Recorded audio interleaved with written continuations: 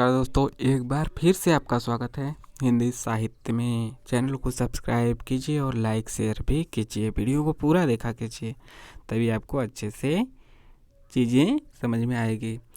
आज हम देखेंगे छायावाद के तहत प्रेम और मस्ती का काव्य, यानी कि व्यक्तिवादी कवि।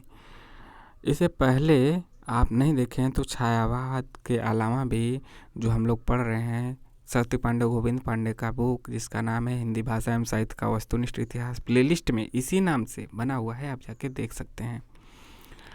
तो इसी नाम से का मतलब शक्ति पांडे गोविंद पांडे संपूर्ण बुक अध्ययन के नाम से। आज देखते हैं प्रेम और मस्ती का काव्य। थोड़ा आहिस्ता देखेंगे, जम के देखेंगे, लाइक शेयर में कंजूसी नहीं।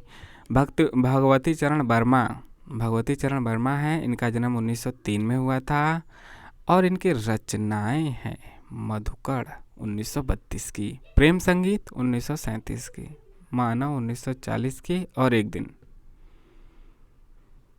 दिन हृदय नारायण हृदय 1905 की है और इनकी रचना है स्फुट गीत। हरिवंश राय बच्चन का जो जन्म हुआ था 1907 में। इनकी रचना मधुशाला 1935, मधुबाला 1936, मधुकलश 1937। कालक्रम मतलब क्रम से ही दिया है, ऐसा पूछा ही जाता है। निशा निमंत्रण 1938, एकांत संगीत 1939। जानते हैं कि अमिताभ बच्चन के बाबूजी हैं और इनका सिलेबस में आत्मकथा भी लगा हुआ है, क्या भूलूं क्या याद करूं। और यूनिट 10 अन्य गतिविधियों में इनका जो सारांश है 2 भागों में, प्रमुख पात्र और पंक्तियाँ, यह भी हमने कराया है, वह भी आप देख सकते हैं चाहे तो। एकांत मतलब इनकी रचना को फिर से देखते हैं। मधुशाला 1935, मधुबाला 1936, मधुकलश 1937। मधुशाला तो काफ़ी फेमस है। निशा निमंत्रण 1938, एकांत संगीत 1939, आकुल अंतर 1943, सतरंगिनी 1945, बंगाल का अकाल 1946, हलाहल 1946, खादी के फूल 1948, मिलन यामिनी 1950। अब आ जाते हैं हरि कृष्ण प्रेमी 1908 के हैं। इनका जो रचना है अग्निगान। इनकी रचना कब है? अग्निगान, वंदना के बोल, आँखों में, अनंत के पथ पर। अगले हैं नरेंद्र शर्मा 1913 के। इनकी जो प्रमुख रचना है प्रभात फेरी 1938, प्रवासी के गीत 1938, पलासवन 1939, मिट्टी और फूल 1942, कामिनी 1942, हंसमाला 1946, रक्त चंदन 1949, अग्निशस्य 1951। अगले हैं रामेश्वर शुक्ल अंचल 1915 के। मधुलिका 1938 की है। अपराजिता 1939 की। किरण बेला 1941, करील 1942 में हुआ था ना असहयोग नहीं, भारत छोड़ो आंदोलन, गांधी जी वाला। लाल चूनर 1944, वर्षांत के बादल।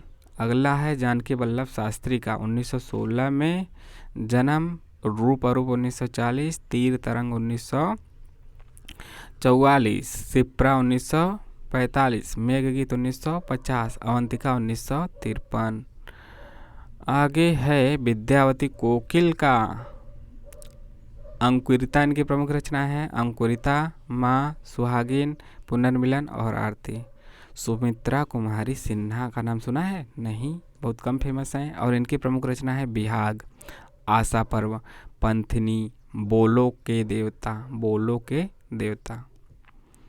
अब देखते हैं प्रमुख 2-4 तथ्य। हरिवंश राय बच्चन को हिंदी साहित्य में हालावाद का प्रवर्तक माना जाता है। तो हालावाद का प्रवर्तक अमिताभ बच्चन के पिताजी हरिवंश राय बच्चन।